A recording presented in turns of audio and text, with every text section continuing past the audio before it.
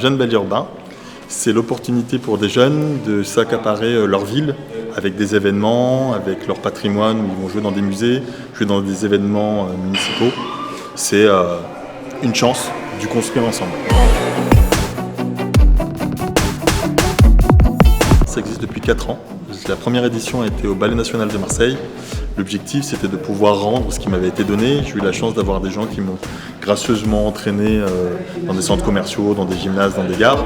Et moi, en étant dans un centre chorégraphique, je me suis dit, tiens, ça serait bien de pouvoir permettre à des jeunes d'avoir accès à ce type de lieu, de leur donner un cadre professionnel pour pouvoir travailler.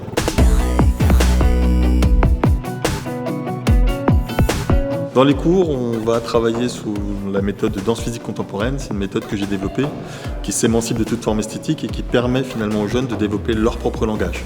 Donc on va les aider, les pousser à développer leur ipséité, c'est-à-dire leur langage singulier, de manière à ce qu'ils puissent construire des créations qui soient uniques et authentiques, pas qu'on leur demande finalement de rentrer dans des formes qui ne sont pas les leurs. L'origine du Jeune Bel Urbain de Strasbourg, c'est un projet qui s'est fait l'année dernière qui s'appelle Coup de balai dans les musées. Et on s'est posé la question comment permettre finalement à cette jeunesse de pouvoir continuer finalement de travailler, de s'interroger sur cette société. Aujourd'hui, on intervient depuis 4 ans au centre chorégraphique sur la formation auprès des élèves, donc du 3e cycle ou du 2e cycle. On a eu l'opportunité et la réflexion de se dire qu'un artiste au sein du centre chorégraphique, ça pouvait apporter de nouvelles orientations. Et donc du coup, on a décidé avec Anne Leroy de travailler ensemble et donc de me donner le titre d'artiste associé pour les 3 prochaines années. Donc avec pour objectif de développer des missions en direction des publics professionnels et amateurs, de donner l'accès à l'art et à la culture à des jeunes plus éloignés. Et donc on a travaillé par exemple cette année sur le quartier de Haute-Pierre avec lesquels on va travailler dans les écoles et aussi les centres sociaux. On est très content parce que pour cette audition, cette première édition, on a des jeunes qui sont venus vraiment de tout Strasbourg et on a pu se rendre compte qu'ils étaient en demande. Ça s'est bien passé pour toi ou pas? Oui, au début c'était juste un peu stressant. C'était un petit peu dur quand même. Ouais. En fait, pour l'audition de Pinocchio, en fait c'était pas du tout la même chose. Et c'est beaucoup plus dur en fait.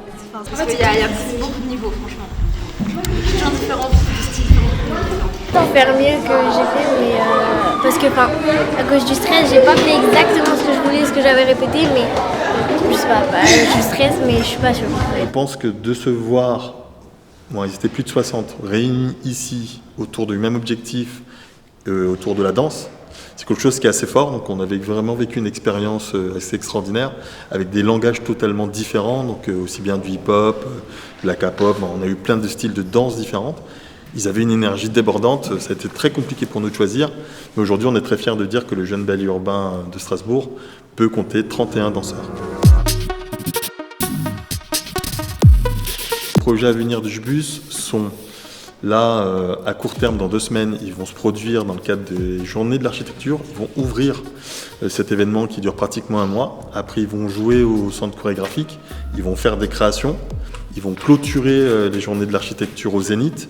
Donc il y a tout un tas d'événements qui est prévu au minimum, je pense, une quinzaine sur l'année 2022-23. Et l'objectif, c'est vraiment qu'ils puissent se dire, on peut jouer dans les musées, on peut jouer dans les médiathèques, on peut jouer sur l'espace public.